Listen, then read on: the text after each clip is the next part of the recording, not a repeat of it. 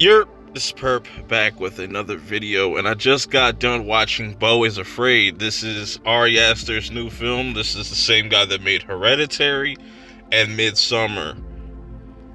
Let that sink in. Now, this movie has been getting a lot of interesting reactions. Some people are saying this is a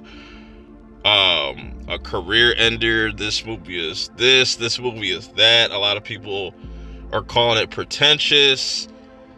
Very mixed reactions to it. I haven't seen all the reviews or anything like that. I kind of stayed away from that because I wanted to check this movie out for myself. And I'm glad I did, even though this was definitely an experience. This is another, A24 film. So you can kind of know what to expect with an Ari Aster film. You're going to get a lot of weird shit, but this is by far his most bizarre movie that he's ever made.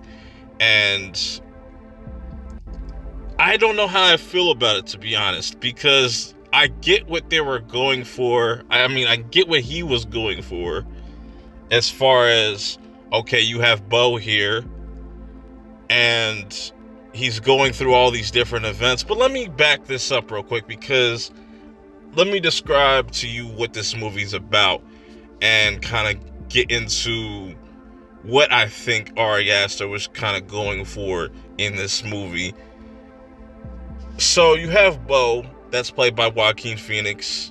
He seems to be afraid of everything. He lives in a very bizarre world. The world outside of his room, when we get introduced to him, is just very bizarre. And the opening to this movie was something I've never seen before. You see a person actually giving birth. It's very weird, and there's a lot of humor in between these moments where I see where the horror comes from, because from Beau's perspective, everything kind of is scaring him, and we get a lot of his backstory. We get a lot of why he is the way he is while he's trying to get to a certain destination. So the movie sets up with him trying to go visit his mom. Hasn't seen her in a long time, but then all of a sudden his keys go missing, and he tries to tell his mom, look, I don't think I'll be able to make this trip, or I'm gonna have a hard time getting there. And from there, this movie just goes in a bizarre, almost surreal type of trip, where from one moment you see Beau just getting his house ransacked by a bunch of just random people, and they're having a party in there. And then next moment, he's kidnapped by this couple that has some weirdo shit going on. And that whole scene was really dark. That shit got really crazy.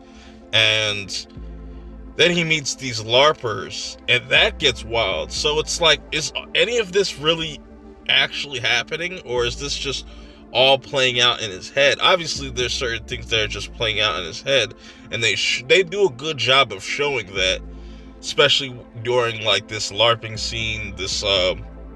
These people in the woods that he comes across, very bizarre. But then it kind of all comes back full circle surrounding his mom, and it's all about the relationship between him and his mom, and why he's kind of like this mentally. And it's interesting. I don't really know how to describe it. I don't know even how you would spoil this movie, really. I could see where people are saying that this movie is very pretentious, or just not good, or he was doing too much.